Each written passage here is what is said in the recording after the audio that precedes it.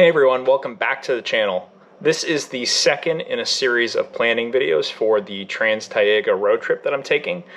If you want to go back and start at the beginning, you can click here for the first video in the series. Today we're going to be talking about the two things I worry the most about on this trip, which are tires and fuel. I'm going to talk about why I'm concerned about each of those things and what I'm doing to mitigate those risks for our trip.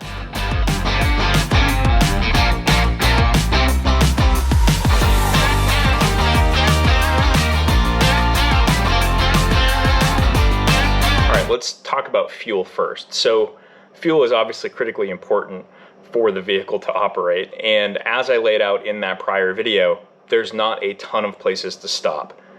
And the 4Runner is a very capable vehicle. It has a lot of upsides, but the one downside, if I had to pick one thing about it, is that it's got an old power plant and that thing just drinks fuel.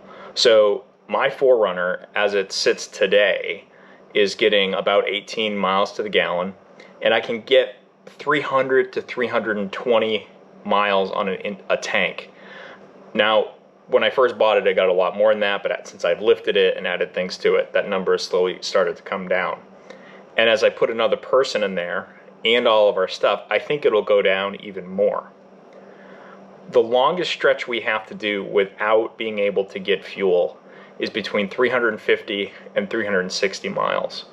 And so conservatively, if I adjust it down to the car getting 15 miles to gallon, that would mean I would need like 4 to 5 gallons of fuel.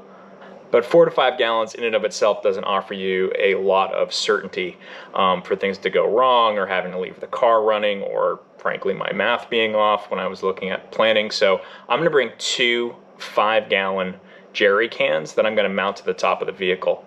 I'll show you how I'm going to do that.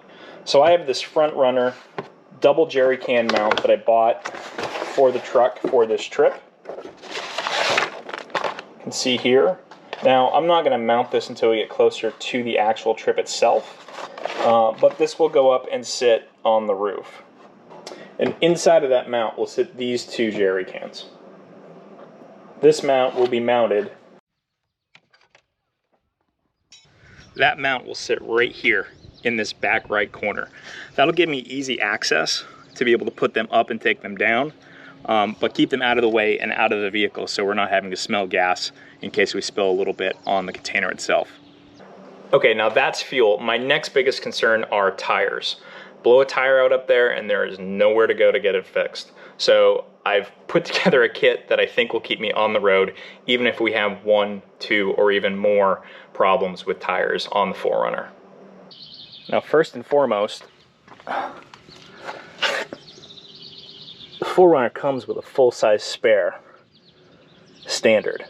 So that's 1 full-size spare out of the gate with no prepping. Because I changed out the tires already on the 4Runner, I have an entire set of full-size spares. And so I picked up this Rhino Rack spare wheel strap, and I'll use this to put 1 of those tires on top of the 4Runner, giving me 2 full-size spares for the trip. It's going to sit right here on the front right part because it's easy access, and I'll have the spare. Plus over there, in the later video I'll show you, but that's where the tent's going to go, so we have to leave that left side open. On top of having 2 full-size spares, I've also put together a kit to take along with me.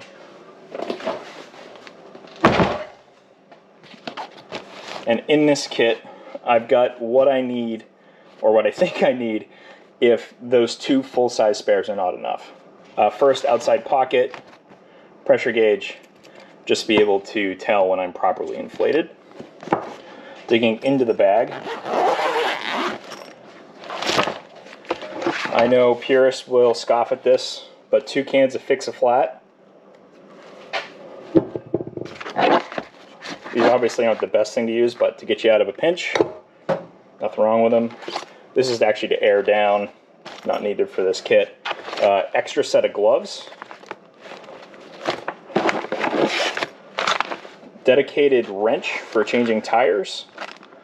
This is better than what comes in the 4Runner standard, and I've got it set up already with the correct socket on the end. So that'll just be a quick grab and go. In here I also have a tire plug kit. So if we get a nail in a tire or a screw, or there's a small puncture, I'll be able to plug it with this kit. And then lastly, because the 4Runner is a lifted vehicle, I can't use the standard jack to change a tire. So this is a 5-ton extendable bottle jack. So it'll go up like this high. It's got 3 different levels that come up. This is the handle to pump it up. I could have gone with a high lift jack, but I don't have experience with those, and I know in untrained hands they can be pretty dangerous. So I really think this is the way to go for this particular trip. Critical piece of gear is if I do get a flat, I'm gonna have to reinflate it. And so in the truck, I keep a 23-0 air compressor that hooks into the cigarette lighter. Not the fastest, but it'll get us out of a pinch. All right, so that's how I plan on mitigating my 2 biggest risks as I see them. How'd I do? Did I forget to add something to my kits? Am I doing something wrong? Feel free to comment below. I'll take all the advice I can get. If you want to follow along with this series, there'll be a total of 4 planning videos. Again, this is the second one. The next one I'll be covering cooking and sleeping and what we'll be doing for that. The best way to follow along is to subscribe below to this channel. All right, I'll see you in the next one.